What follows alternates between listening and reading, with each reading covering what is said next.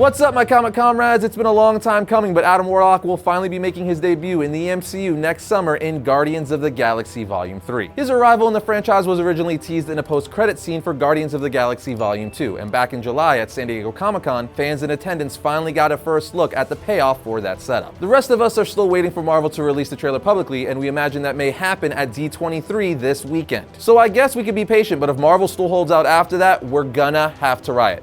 Figuratively, with loud noises and all that stuff on social media. In the meantime, let's break down his comic book origin, shall we? Adam Warlock first appeared as him in Fantastic Four issues 66 and 67 in 1967. So since Adam Warlock was first introduced as simply him, we're gonna break down that origin first and then tell you how he inevitably turned into Adam Warlock. The him persona was created by Stan Lee and Jack Kirby, and he would later be turned into Adam Warlock by Roy Thomas and Gil Kane. In the issue, we are introduced to a mysterious building called the Beehive, and narrations in the comic tell us, within its uncanny electronically controlled interior lurks one of the strangest, most startling mysteries of the century. A mystery which may soon concern us all. In the exact center of the silent structure, a series of signal lights begin to flash, and then 10 slow-moving figures cautiously emerge through a violently glowing transfer grid. We are then introduced to a group of scientists who we learn have all retreated from the world outside to engage in an awesome earth-shaking experiment. They call themselves the Enclave. We see that Alicia, Ben Grimm's Lady Love, has been taken to the Citadel of Science. The scientists consisted of experts in medicine, nuclear physics, electronics, and biology and genetics research. Alicia then looks at all of them saying, "I've heard of all of you. You were world famous, but each of you is supposed to have died. In plane crashes, lab accidents, the world doesn't know you're still alive." They answer, "Because we wish it that way, Miss Masters." She asks, "But why have you brought me here? What could you possibly want with me?" They answer, "That you shall learn in due time." They then bring her to a large block of granite and ask, "Will you be so kind as to sculpt a bust, an exact replica of my head? Although you are sightless, your fame as a sculptress has even reached us here within our hidden citadel." She then uses their electronic blade to help speed up the sculpting process and starts sculpting right away. When she's done, they say, "Incredible, it's beyond a doubt a perfect likeness. Yes, our mission may now proceed as planned. We have found the one we need." They then give her a tour of the facility saying, "Though you do not see them here, there are dedicated men all about you, each participating in the most amazing experiment of all time." She asks, "But what is the experiment? And why do you need me, a blind sculptress, to assist you?" They answer, "Because only someone who is sightless will be able to," and just then they say, "Wait, I hear something. Get back." As an explosion goes off, one of the scientists screams, "He must be stopped now, while there is still time. We're done for, all of us. Nothing can stop him now. We're all doomed," as the guards rush towards an unknown person. A member of the Enclave then says, "This poor girl, she doesn't understand. We can't keep her in the dark this way, Morlock." I say we tell her the truth. We have no choice. They then give Alicia a special drink they invented to help her relax, which she says is so soothing, as though her troubles are just melting away. They then begin to explain to her what's going on, as Morlock says, "I will start with our prime purpose to abolish war, crime, and illness, by creating a perfect race of human beings." Alicia asks, "Create human beings?" They respond, "That is what we had to learn. We came to this remote land and pledged ourselves to the project. We would never leave, never give up, until we had created one perfect human, who would then be the forerunner of a supreme new race. After years of unceasing experimentation, we finally created one embryonic creature who lives within a life cell tank. Each day he had been nourished as we watched him thrive and grow, as we added more and more conditioning chemicals. Eventually it reaches adulthood, and they say he's nearly ready. In a few more days, we'll be able to remove him. He'll finally emerge from the tank. It will be a great day for all of us." Come on, you know things aren't gonna go perfect, and that night, disaster struck. The being they created broke free, and they tried to put him back in the tank, but it doesn't work. Morlock then tells Alicia, "We managed to escape from the chamber with seconds to spare, but we never did get a look at our supreme creation. And now we cannot see him, for he radiates a blinding power. That is why you alone can help us." Alicia says, "Now I understand. You want me to get within reach of him, since my eyes cannot be harmed by the blinding power he generates. And then you want me to sculpt a statue of him so that you would know what he does look like." They say precisely. Long story short, Dr. Hamilton takes her in the chamber so she can sculpt him, which again is what they called Adam Warlock before he got his name. Of course, things don't go according to plan, but Alicia ultimately stumbles upon him's cocoon, touching it saying, "You have no form, you're encased within something, something that tingles with life and yet is not alive." He speaks to her saying, "I am about to be born. That which you feel is my cocoon. It is soon to open, then I shall emerge. But now a weakness overtakes me. I am alone, so helpless." Alicia tells him, "Don't be afraid.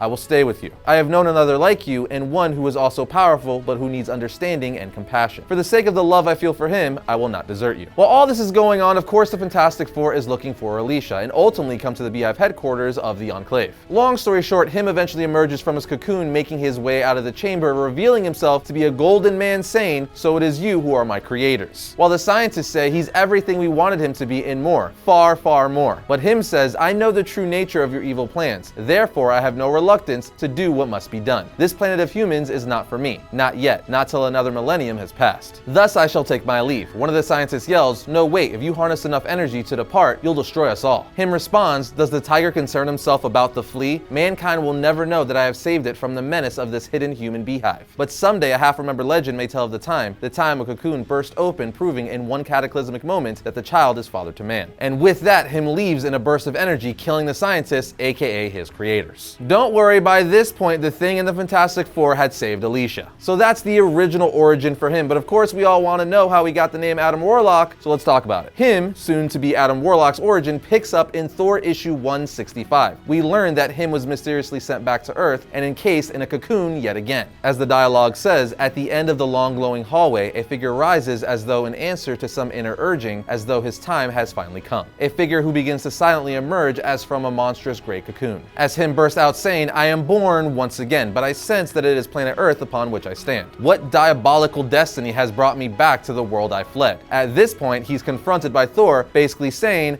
"I'm Thor. Who the heck are you?" Him replies, "I am less than human and far, far more than man. I was created by those who sought to father a new all-powerful race. But they were evil, and I destroyed them. Now only I remain. I who have no name. I who must be known only as him." He goes on to explain to Thor and us the readers that I was formed within my life-giving cocoon, within the deepest caverns of a far-off isle. Those who created me did so for the purpose of evil within their hidden citadel of science, and that I knew. That's when I finally awoke. I trapped those who called themselves my masters and slew them all. Sick at the thought of what I had done, I wanted no more contact with the accursed human race. And so I used the very powers which they had given me to leave the earth, by the peerless power of thought. And I thought my destiny among the distant stars. But I was suddenly drawn into a strange and deadly space trap, where colliding meteors exploded all about me with titanic impact. I knew the life that had been given would soon be lost to me, unless I had but to think of it, and instantly a new protective cocoon was formed about me once again. But before the world was blotted from my sight, I saw a slight starship hover into view, and then I knew no more.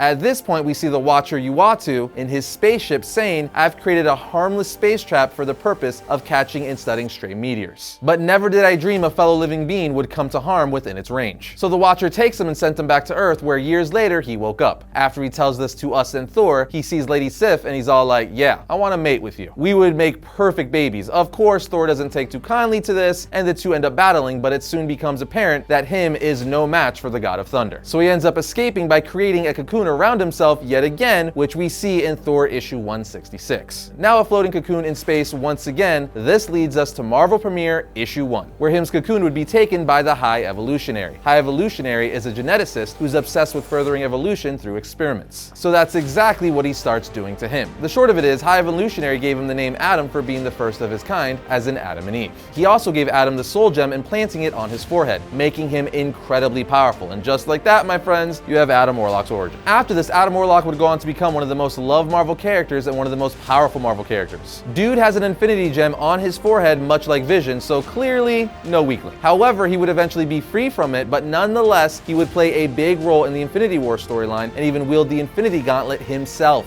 As for powers and abilities, every version of the character has possessed superhuman strength, speed, stamina, durability, agility, and the ability to manipulate cosmic energy. He could also protect himself by encasing himself in a cocoon. He's also immortal. Yes, he can be killed, but he can't actually die, as death can't claim his soul, so there's that. He possessed a soul gem which gave him incredible powers, although it made him kind of like a vampire in the sense that he was constantly hungry for life energies of organic beings. Warlock can manipulate mystical energy and matter, but that's not it. He could also use quantum magic to manipulate quantum energy to create force fields and travel faster than light. He could even create wormholes. Dude is no joke. He could very well solo the Guardians of the Galaxy, and I have a feeling he's going to be killing some of them off. Also, I meant to say it earlier, but given Adam Warlock's connection to the High Evolutionary, it was no surprise when Marvel revealed that the High Evolutionary will be the main villain in Guardians of the Galaxy Volume 3. He's a very cool character, so I'm excited to see what they do with him. We also have an episode highlighting the High Evolutionary coming within the next week or so be on the lookout for that. But there you have it, friends, the cosmic origin of Adam Warlock. If you're looking for some reading recommendations for the character, read all the titles we talked about today, but also Warlock and the Infinity Watch, Warlock by Jim Starlin, the Warlock series from 1992, the Warlock series from 1998, the Warlock series from 1972, and the 2004 Warlock solo series. That'll keep you busy for a hot minute, but you'll be an Adam Warlock expert when you're done.